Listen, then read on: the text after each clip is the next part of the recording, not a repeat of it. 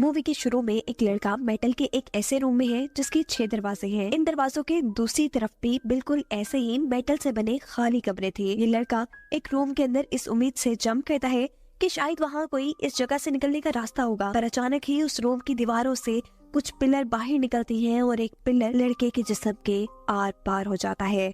ये लड़का मर चुका था, जिससे मालूम होता है कि ये जगह एक डेथ ट्रैप है। अगले सीन में ऐसे ही क्यूब नुमा रूम के अंदर 3 लोगों को दिखाया गया है जिनको कुछ याद नहीं कि वो यहाँ कैसे पहुँचे हैं। उनके पास उनका कोई सामान भी नहीं है। इससे पहले कि ये लोग सिचुएशन को समझ पाते, एक आदमी इनके रूम में जूता गिराता है और ये जानने के बाद कि ये रूम सेफ है, वो हिरोशी नाम का लड़का इस रूम में जंप कर देता है। कुछ देर बाद इस रूम में एक लड़की भी आ जाती है और अब जब हिरोशी इस रूम से भी निकलने के लिए अपने ऊपर वाला दरवाजा खोलता है तो वहाँ से उसी लड़के की लाश आकर कमरे में गिरती है जो पिछले ही सीन में मरा था, जिसे देखकर कि सभी डर जाती हैं। एक लड़का तो दूसरे दरवाजे से यहाँ से निकलने का प्लान करता है, पर हिरोशी उसे रोककर कहता है कि नहीं, ऐसे किसी भी कमरे में जाना सेफ नहीं है। वो अपना जूता फेंककर कमरे को चेक करता है। जूते के रूम में जाते ही तेज आग ने उसे जला दिया था, जिससे पता चलता है कि कुछ कमरों में खतरनाक ट्रैप्स हैं जो मुख्तलिफ सेंसर्स के जरिए ऑन हो रहे थे और अगर ये लोग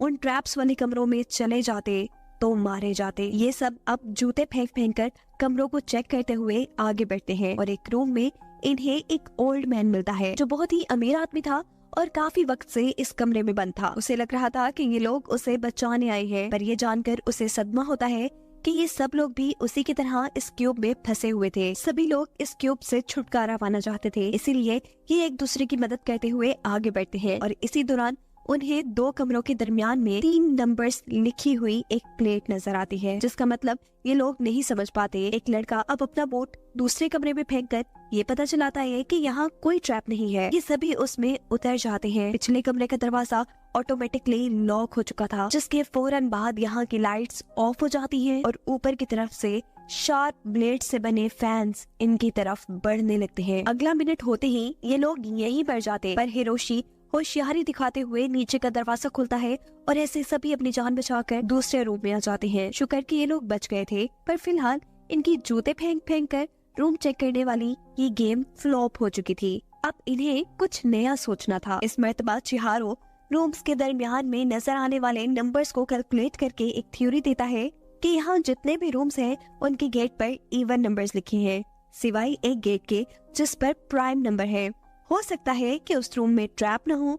अपनी थ्योरी को प्रूफ करने के लिए वो लड़का अपनी जान पर खेलकर उस रूम के अंदर जंप कर देता है। ओह गॉड, उसकी ये थ्योरी सच निकली। यहाँ कोई ट्रैप नहीं था। अब इसी फॉर्मूला को यूज करते हुए ये एक के बाद एक रूम में जा रहे थे, लेकिन जैसे उनका सफर खत्म ही नहीं हो रहा था, रूम से बाहर निकलने का कोई रास्ता था ही नहीं। आखिर में वो एक ऐसे कमरे में आकर रुकते हैं जिसके साथ जुड़े बाकी सब कमरों की एंट्रेंस पर इवन नंबर लिखे हुए थे, मतलब उन सभी कमरों में ट्रैप्स हो सकते थे। ये वापस पिछले कमरे में जाने का फैसला करते हैं, पर वो दरवाजा तो परमानेंटली लॉक हो चुका था। सब चिहारों को दोबारा कैलकुलेशन करने को कहते हैं, लेकिन सब फ्लॉप था। ये एक एक करके अब सारे रूम चेक करते हैं और इन्हें मालूम होता है कि यहाँ एक रूम ऐसा मौजूद है जिसके अंदर साउंड सेंसर है। ये लोग बगैर आवाज किए उस रूम से गुजरकर दूसरे रूम में जाने का फैसला करते हैं और जब आखिरी लड़का उस रूम से गुजरकर दूसरे रूम में आ ही रहा था तो गलती से उसका जूता साउंड सेंसर वाले रूम के अंदर गिर जाता है। शोर की वजह से यहाँ लेजर ट्रैप एक्टिव होकर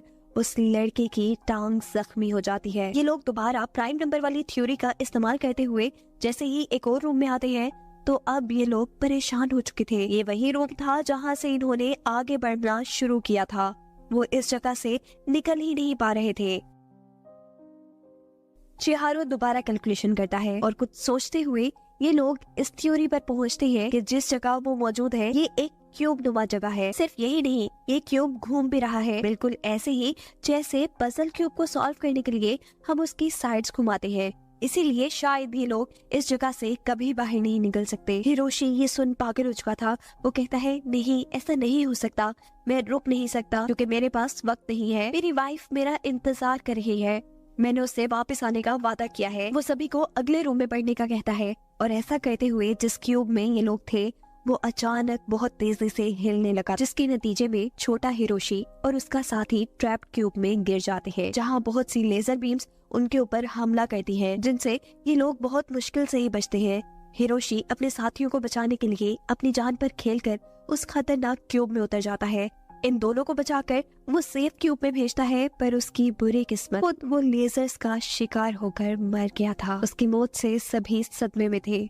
अगले कई घंटे ये लोग हिरोशी के मरने के गम में रहते हैं और फिर दोबारा हौसला करते हुए यहाँ से निकलने की कोशिश में लग जाते हैं। चिहारो एक नई कैलकुलेशन करते हुए इन सबको बताता है कि गेट्स पर लिखे हुए जिन नंबर्स को ये लोग इवन और प्राइम नंबर समझकर आगे बढ़ रहे थे, असल में वो नंबर्स इस बड़े क्यूब के अंदर छोटे छोटे क्यूब्स की डायमेंशन बता रहे हैं, एक्स, वाई और जेड एक्सेस पर। वो अब और बड़ी कैलकुलेशन करते हुए फाइनल रिजल्ट निकालता है कि अगर वो लोग वाई एक्सेस को फॉलो करते हुए आगे बढ़े तो इन्हें सेफ रूम भी मिलेंगे और कुछ ही रूम्स पार करने के बाद ये लोग क्यूब के एज यानी किनारे पर भी पहुंच जाएंगे, जहां से बाहर निकलना आसान होगा और इस टॉर्चर भरी जिंदगी से उन्हें आजादी मिलेगी। इसी फॉर्मूला को फॉलो करते हुए ये लोग एक रूम में आ जाते हैं। यहाँ इन्होंने कुछ देर रेस्ट करने का फैसला किया था और वो ओल्ड मैन यहाँ इन सब लोगों से कहता है कि मुझे लग रहा है कि ये मेरे दुनिया में किए हुए गुनाहों की सजा है। शायद हम इस जगह से कभी नहीं निकलेंगे। मैंने बहुत से लोगों को धोखा दिया था और ये मेरी सजा है। उसके ऐसा कहते ही ऊपर से लोहे के रॉड्स आकर नीचे गिरते हैं और ये क्यूब 2 हिस्सों में डिवाइड हो जाता है। इस क्यूब के साथ उनकी टीम भी अब आधी आधी डिवाइड हो चुकी थी। ये लोग अब अलग अलग ही आगे बढ़ने का फैसला करते हैं। ओल्ड मैन और शिंजी दोनों को ही मैथ नहीं आता था, लेकिन हार वो भी मानने वाले नहीं थे। चिहारो, वो लड़की और उनका दूसरा साथी अब अपनी कैलकुलेशन करते हुए आगे बढ़ते हैं। यहाँ एक स्क्रीन थी जिसमें चिहारो के साथी को उसके पास्ट की बुरी यादें दिखाई जाती हैं, जहाँ उसके भाई पर दुनिया ने बहुत ज्यादा जुल्म किए थे। वो सुसाइड कर रहा था लेकिन उसने अपने भाई की जान नहीं बचाई। ये सब देखकर वो गम से पागल हो जाता है और अपना सर पकड़कर रोने लग जाता है। चिहारो जो छोटा बच्चा था वो भी बनने वाले लड़के की स्टोरी देखकर सदमे में इसलिए आ चुका था क्योंकि दुनिया उसके साथ भी बिल्कुल वैसा ही जुल्म करती थी। दूसरी तरफ शिंजी और वो ओल्ड मैन जूते फेंक फेंक कर रूम्स को पार कर रहे थे और यही वो ओल्ड मैन शिंजी से कुछ बुरी बातें कहता है।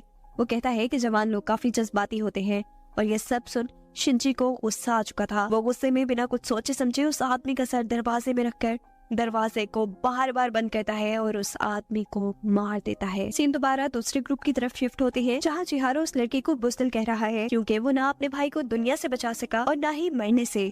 चिहारो खुद अब बहुत ज्यादा डिप्रेस हो चुका था।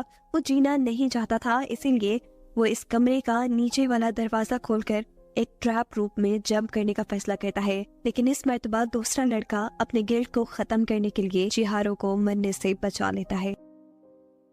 अब ये लोग आगे बढ़ते हैं और इस रूम में जब वाई एक्सेस पर ये लोग एक दरवाजा खोलते हैं तो फाइनली उन्हें इस क्यूब से बाहर का रास्ता दिख चुका था, लेकिन बाहर बहुत ज्यादा अंधेरा था। वो एक क्यूब रूम को लिफ्ट के तौर पर काम करते हुए भी देखते हैं और इनके ख्याल में यही क्यूब लिफ्ट इन्हें बेस तक ले जाएगी। अब ये लोग एक और मर्तबा कैलकुलेशन करते हैं जिसकी मदद से ये लोग लिफ्ट क्यूब तक पहुंच सके। कैलकुलेशन करते करते ये लोग आगे ही बढ़ रहे थे कि इन्हें अब शिंजी भी मिल चुका था जो ओल्ड मैन को मार चुका था। जब ये लोग ओल्ड मैन के बारे में उससे पूछते हैं तो वो कहता है कि ट्रैप रूम में जाने की वजह से वो मर गया। खैर, अब ये लोग आगे बढ़ते रहते हैं और शिंजी आखिर में जबरदस्ती इन सब लोगों को एक ट्रैप्ड रूम के अंदर ले आता है। उसके जहन में पता नहीं क्या चल रहा था, उसे शायद इन सबको मारना था। इस रूम में आकर वो इन सबको बताता है कि ओल्ड मैन को भी उसी ने कत्ल किया था।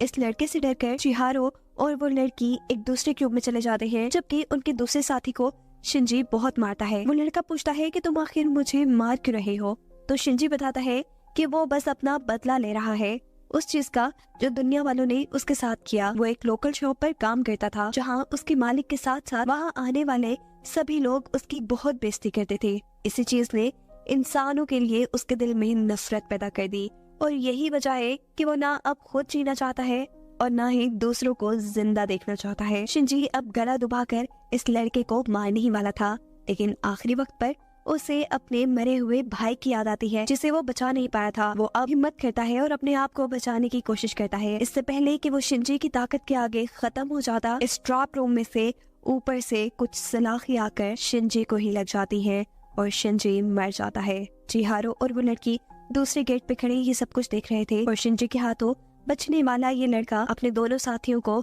इस कमरे से बाहर निकालते हुए अपने आप को इनके लिए कुर्बान कर देता है। फाइनली चिहारो और वो लड़की लिफ्ट क्यूब तक पहुंच चुके थे, लेकिन चिहारो सदमे में था। उसके साथ जितने भी साथी थे वो पीछे रह गए थे, कुछ मर गए थे। ये लड़की उसे सहारा देती है और कहती है सामने देखो, जहाँ से बहुत तेज रोशनी आ रही थी। इसका मतलब था कि चिहारो इस क्यूब की एग्जिट तक पहुँच गया था। वो फाइनली इस टॉर्चर क्यूब से बाहर निकल गया था। चिहारो पीछे लड़की को देखता है और लड़की उसे कहती है तुम जाओ, आगे बढ़ो, अपनी लाइफ जियो, मैं बाकी बचे हुए लोगों को ढूंढने के लिए यहीं रुकूंगी। यहाँ दिखाया जाता है कि जिस लड़के ने अपनी जान पे खेलकर चिहारो को लिफ्ट रूम तक पहुँचाया था वो अभी भी जिंदा था, लेकिन शदीद जख्मी था। उसने अभी तक अपनी उम्मीद नहीं खोई थी। उसे यकीन था कि वो कभी न कभी इस क्यूब में से निकल ही जाएगा। जबकि कहानी में ट्विस्ट यहाँ आता है कि वो लड़की जो इस क्यूब में बचे हुए लोगों को लाने के लिए वापस गई थी, असल में उसी लड़की ने इस क्यूब के अंदर ये डेथ ट्रैप बनाया है। हम देखते हैं कि वो अपनी आंखों के अंदर ही सभी बच जाने वाले लोगों को मॉनिटर कर रही है और अब एक नए ग्रुप के पास पहुंची है जो इस क्यूब में फंसे